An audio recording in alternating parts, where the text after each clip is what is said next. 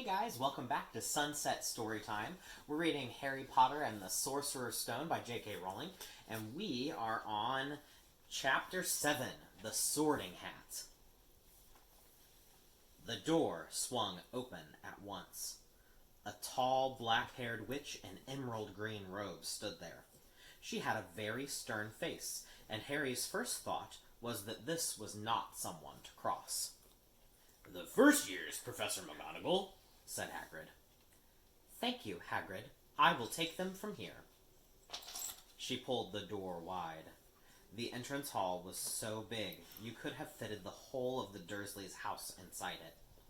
The stone walls were lit with flaming torches like the ones at Gringotts. The ceiling was too high to make out, and a magnificent marble staircase facing them led to the upper floors. They followed Professor McGonagall across the flagged stone floor. Harry could hear the drone of hundreds of voices from a doorway to the right. The rest of the school must already be here. But Professor McGonagall showed the first years into a small empty chamber off the hall. They crowded in, standing rather closer than they would usually have done, peering about nervously. "Welcome to Hogwarts," said Professor McGonagall. "The start of term banquet will begin shortly, but before you take your seats in the Great Hall, you will be sorted into your houses. The sorting is a very important ceremony because, while you are here, your house will be something like your family within Hogwarts. You will have classes with the rest of your house, sleep in your house dormitory, and spend free time in your house common room. The 4 houses are called Gryffindor, Hufflepuff, Ravenclaw, and Slytherin. Each house has its own noble history, and each produced outstanding witches and wizards. While you are at Hogwarts, your triumphs will earn your house points, while any rule-breaking will lose house points. At the end of the year, the house with the most points is awarded the House Cup, a great honor. I hope each of you will be a credit to whichever house becomes yours. The sorting ceremony will take place in a few minutes in front of the rest of the school. I suggest you all smarten yourselves up as much as you can while you're waiting." Her eyes lingered for a moment on Neville's cloak, which was fastened under his left ear, and on Ron's smudged nose. Harry nervously tried to flatten his hair. "I shall return when we are ready for you," said Professor McGonagall. "Please wait quietly." This was the chapter heading.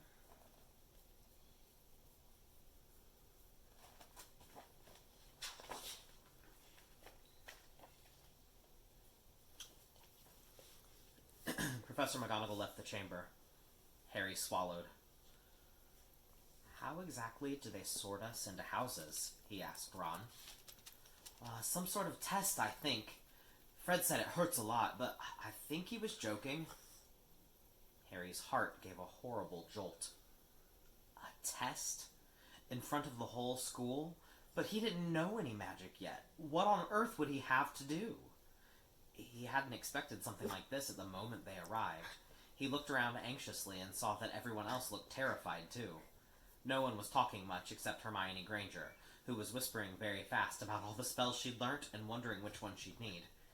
Harry tried hard not to listen to her. He'd never been more nervous. Never. Not even when he'd had to take a school report home to the Dursleys saying that he'd had somehow turned his teacher's wig blue. He kept his eyes fixed on the door. Any second now, Professor McGonagall would come back and lead him to his doom. Then, something happened which made him jump about a foot in the air. Several people behind him screamed. "What the—" He gasped. So did the people around him. About 20 ghosts had just streamed through the back wall. Pearly white and slightly transparent, they glided across the room, talking to each other and hardly glancing at the first years. They seemed to be arguing. What looked like a little fat monk was saying, "Forgive and forget, I say. We ought to give him a second chance." "My dear Friar, haven't we given Peeves all the chances he deserves? He gives us all a bad name, you know. He's not really even a ghost." I say, what are you all doing here?" A ghost, wearing a ruff and tights, had suddenly noticed the first years. Nobody answered. "Oh, new students," said the fat friar, smiling around at them. "About to be sorted, I suppose." A few people nodded mutely. "Hope to see you in Hufflepuff," said the friar. "My old house, you know." "Move along now," said a sharp voice. "The sorting ceremony's about to start."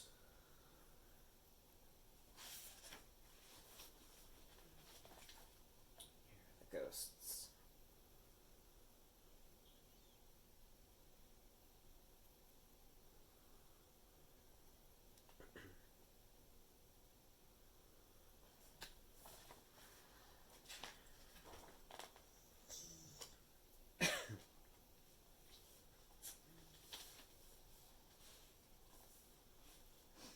One by one, the ghosts floated away through the opposite wall. "Now, form a line," Professor McGonagall told the first years, "and follow me." Feeling oddly as though his legs had turned to lead, Harry got into line behind a boy with sandy hair, with Ron behind him, and they walked out of the chamber, back across the hall, and through a pair of double doors into the Great Hall. Harry had never even imagined such a strange and splendid place. It was lit by thousands and thousands of candles, which were floating in mid-air over 4 long tables, where the rest of the students were sitting. These tables were laid with glittering golden plates and goblets. At the top of the hall was another long table where the teachers were sitting. Professor McGonagall led the first years up here, so that they came to a halt in line facing the other students, with the teachers behind them. The hundreds of faces staring at them looked like pale lanterns in the flickering candlelight. Dotted here and there among the students, the ghosts shone misty silver. Mainly to avoid all the staring eyes, Harry looked upwards and saw a velvety black ceiling dotted with stars. He heard Hermione whisper, "It's bewitched to look like the sky outside. I read about it in Hogwarts, a history." It was hard to believe that there was a ceiling there at all, and the Great Hall didn't simply open onto the heavens. Harry quickly looked down again as Professor McGonagall silently placed a 4-legged stool in front of the first years. On top of the stool, she put a pointed wizard's hat.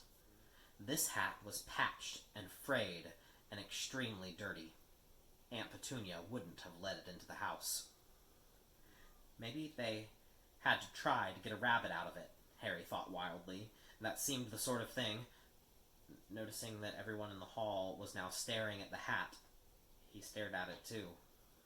For a few seconds there was complete silence. Then the hat twitched. A rip near the brim opened wide like a mouth, and the hat began to sing. "Oh, you may not think I'm pretty, but don't judge on what you see. I'll eat myself if you can find a smarter hat than me. You can keep your bowlers black, your top hats sleek and tall, for I'm the Hogwarts sorting hat, and I can cap them all. There's nothing hidden in your head the sorting hat can't see, so try me on, and I will tell you where you ought to be. You might belong in Gryffindor, where dwell the brave at heart. Their daring, nerve, and chivalry set Gryffindors apart. You might belong in Hufflepuff, where they are just and loyal. Those patient Hufflepuffs are true and unafraid of toil. Or yet, in wise old Ravenclaw, if you've a ready mind, where those of wit and learning will always find their kind. Or perhaps in Slytherin, you'll make your real friends. Those cunning folk use any means to achieve their ends. So put me on, don't be afraid, and don't get in a flap. You're in safe hands, though I have none, for I'm a thinking cap." The whole hall burst into applause as the hat finished its song. It bowed to each of the 4 tables, and then became quite still again. "So we've just got to try on the hat?" Ron whispered to Harry. "Oh, I'll kill Fred. He was going on about wrestling a troll." Harry smiled weakly. Yes, trying on the hat was a lot better than having to do a spell, but he did wish they could have tried it on without everyone watching. The hat seemed to be asking rather a lot. Harry didn't feel brave or quick-witted or any of it at the moment. If only the hat had mentioned a house for people who felt a bit queasy, that would have been the one for him. Professor McGonagall now stepped forward, holding a long roll of parchment. When I call your name, you will put on the hat and sit on the stool to be sorted, she said. Abbott, Hannah. A pink-faced girl with blonde pigtails stumbled out of line, put on the hat, which fell right down over her eyes, and sat down. A moment's pause. Hufflepuff! Shouted the hat. The table on the right cheered and clapped as Hannah went to sit down at the Hufflepuff table. Harry saw the ghost of the fat friar waving merrily at her. Bones, Susan! Hufflepuff! Shouted the hat again, and Susan scuttled off to sit next to Hannah. Boot, Terry. Ravenclaw! The table second from the left clapped this time. Several Ravenclaws stood up to shake hands with Terry as he joined them. Brocklehurst, Mandy, went to Ravenclaw too, but Brown, Lavender, became the first new Gryffindor, and the table on the far left exploded with cheers. Harry could see Ron's twin brothers catcalling. Bulstrode, Millicent, then became a Slytherin. Perhaps it was Harry's imagination after all he'd heard about Slytherin, but he thought they looked an unpleasant lot. He was starting to feel definitely sick now.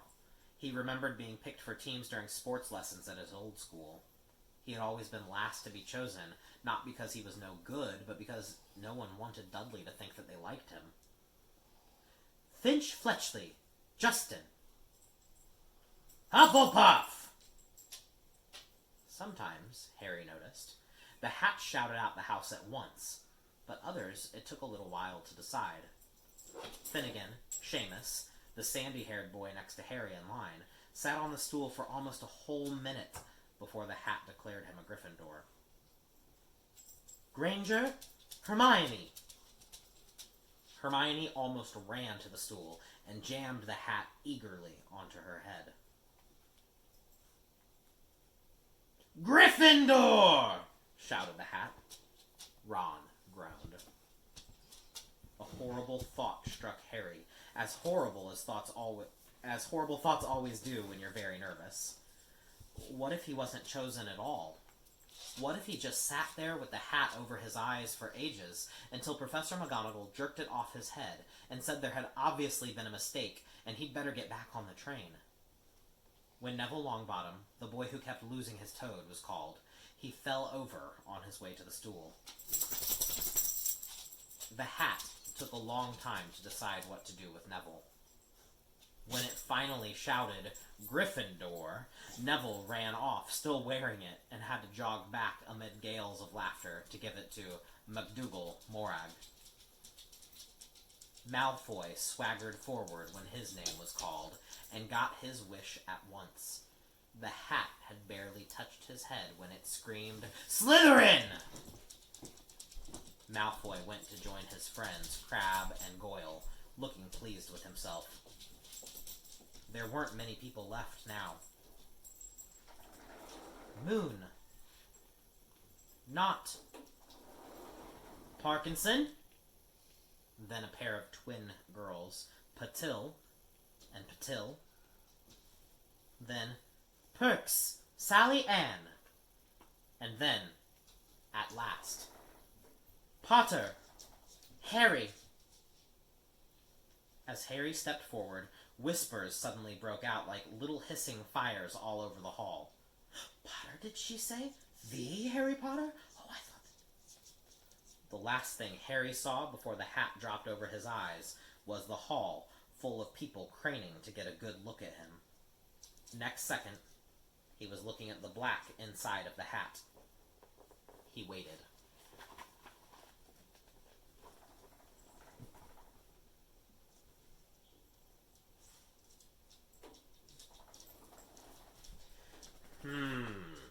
said a small voice in his ear. Difficult. Very difficult. Plenty of courage, I see. Not a bad mind, either. There's talent, oh my goodness, yes. And a nice thirst to prove yourself. Now that's interesting. So, where shall I put you? Harry gripped the edges of the stool and thought, not Slytherin. Not Slytherin.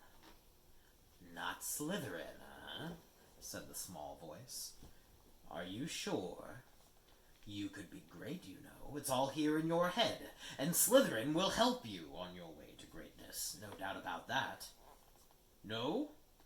Well, if you're sure, better be Gryffindor! Harry heard the hat shout the last word to the whole hall. He took off the hat and walked shakily toward the Gryffindor table. He was so relieved to have been chosen and not put in Slytherin, he hardly noticed that he was getting the loudest cheer yet. Percy, the prefect, got up and shook his hand vigorously, while the Weasley twins yelled, "We got Potter! We got Potter!" Harry sat down opposite the ghost in the ruff he'd seen earlier. The ghost patted his arm, giving Harry the sudden, horrible feeling he'd just plunged it into a bucket of ice-cold water. He could see the high table properly now. At the end nearest him sat Hagrid, who caught his eye and gave him a thumbs up. Harry grinned back. And there, in the center of the high table, in a large gold chair, sat Albus Dumbledore. Harry recognized him at once from the card he'd gotten out of the Chocolate Frog on the train. Dumbledore's silver hair was the only thing in the whole hall that shone as brightly as the ghost's. Harry spotted Professor Quirrell, too, the nervous young man from the Leaky Cauldron. He was looking very peculiar in a large purple turban.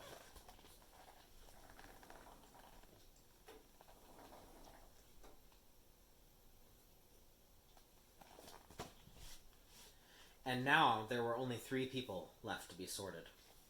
Turpin, Lisa, became a Ravenclaw, and then it was Ron's turn. He was pale green by now. Harry crossed his fingers under the table, and a second later the hat shouted, "Gryffindor!" Harry clapped loudly with the rest as Ron collapsed into the chair next to him. "Oh, well done, Ron! Excellent!" said Percy Weasley pompously across Harry as Zabini Blaze was made a Slytherin. Professor McGonagall rolled up her scroll and took the sorting hat away. Harry looked down at his empty gold plate.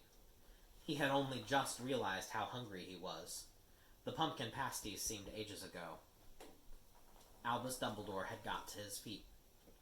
He was beaming at the students, his arms opened wide, as if nothing could have pleased him more than to see them all there. "Welcome," he said. "Welcome to a new year at Hogwarts. Before we begin our banquet, I would like to say a few words. And here they are. Nitwit! Blubber!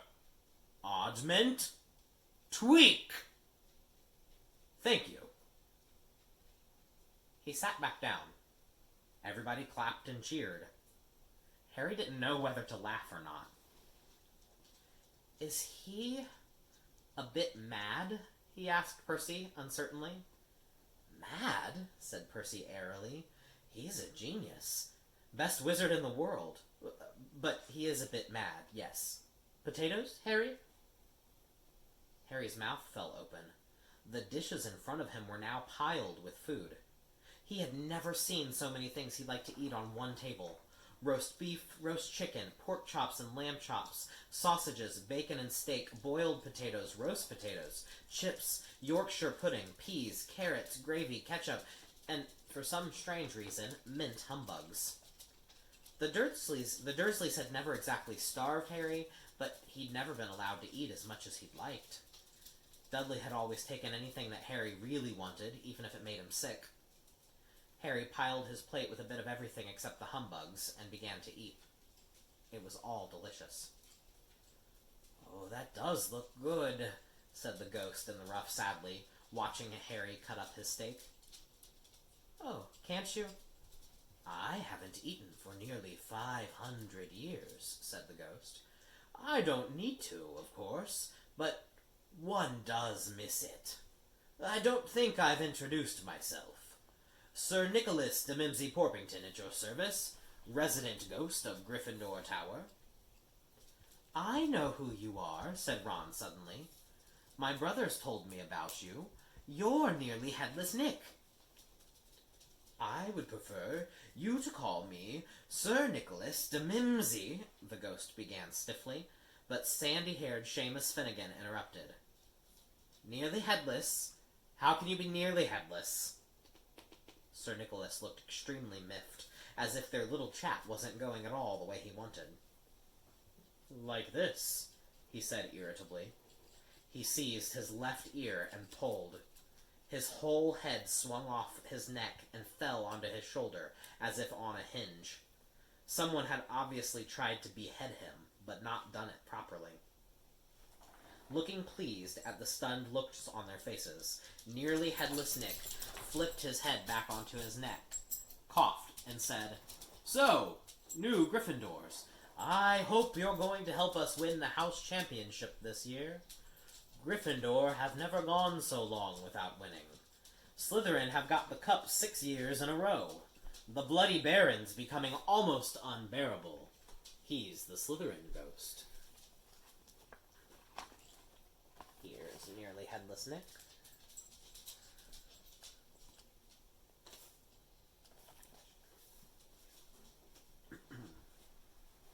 Harry looked over at the Slytherin table and saw a horrible ghost sitting there, with blank, staring eyes, a gaunt face, and robes stained with silver blood. He was right next to Malfoy, who, Harry was pleased to see, didn't look too pleased with the seating arrangements. How did he get covered in blood? Asked Seamus with great interest. I've never asked, said nearly Headless Nick delicately. When everyone had eaten as much as they could, the remains of the food faded from their plates, leaving them sparkling clean as before. A moment later, the puddings appeared. Blocks of ice cream in every flavor you could think of. Apple pies, treacle tarts, chocolate eclairs and jam donuts, trifle, strawberries, jelly, rice pudding. As Harry helped himself to a treacle tart, the talk turned to their families. I'm half and half, said Seamus. Me dad's a muggle. Mam didn't tell him she was a witch till after they were married. Bit of a nasty shock for him. The others laughed. What about you, Neville? Said Ron. Well, my gran brought me up and she's a witch, said Neville. But my family thought I was all muggle for ages. My great-uncle Algy kept trying to catch me off my guard and forced some magic out of me. He pushed me off the end of Blackpool Pier once. I nearly drowned. But nothing happened until I was 8. Great-uncle Algy came round for tea, and he was hanging me out of an upstairs window by the ankles when my great-auntie Enid offered him a meringue, and he accidentally let go. But I bounced, all the way down the garden and into the road. They were all really pleased. Gran was crying, she was so happy. And you should have seen their faces when I got in here. They thought I might not be magic enough to come, you see. Great-uncle Algy was so pleased, he bought me my toad. On Harry's other side, Percy Weasley and Hermione were talking lessons. Oh, I do hope they start them straight away. There's so much to learn. I'm particularly interested in transfiguration, you know. Turning something into something else, of course. It's supposed to be very difficult. You'll be starting small, just matches into needles, that sort of thing. Harry, who was starting to feel warm and sleepy, looked up at the high table again. Hagrid was drinking deeply from the goblet. Professor McGonagall was talking to Professor Dumbledore. Professor Quirrell, in his absurd turban, was talking to a teacher with greasy black hair, a hooked nose, and sallow skin.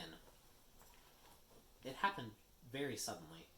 The hooked-nosed teacher looked past Quirrell's turban straight into Harry's eyes, and a sharp, hot pain shot across the scar on Harry's forehead. Ouch! Harry clapped a hand to his head. What is it? Asked Percy. Nothing. The pain had gone as quickly as it had come. Harder to shake off was the feeling Harry got from the teacher's look. A feeling that he didn't like Harry at all. "Who's that teacher talking to Professor Quirrell?" he asked Percy. "Oh, you know Quirrell already, do you? No wonder he's looking so nervous. That's Professor Snape. He teaches potions, but he doesn't want to. Everyone knows he's after Quirrell's job. Knows an awful lot about the dark arts, Snape." Harry watched Snape for a while, but Snape didn't look at him again. At last, the puddings, too, disappeared, and Professor Dumbledore got to his feet again. The hall fell silent. "Just a few words, now, that we are all fed and watered. I have a few start-of-term notices to give you.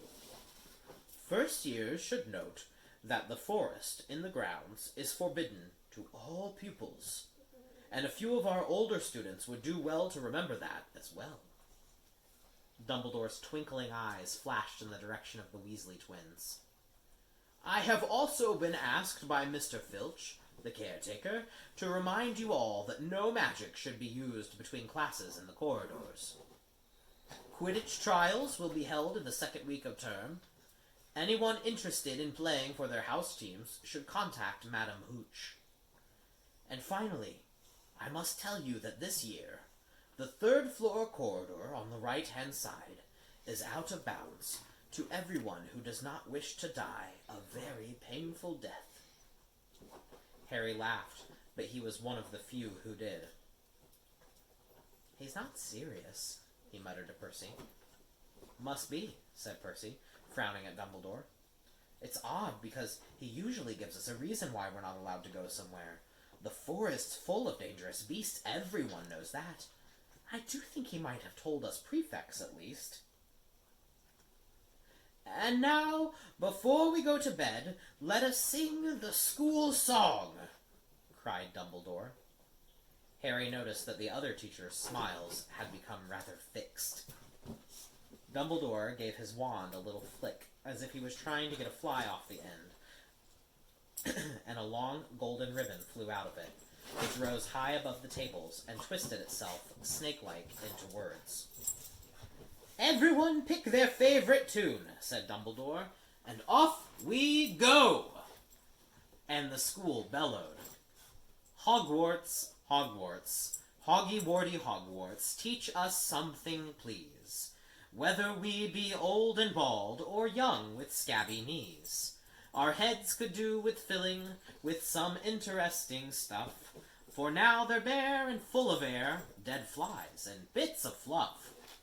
So teach us things worth knowing, bring back what we've forgot.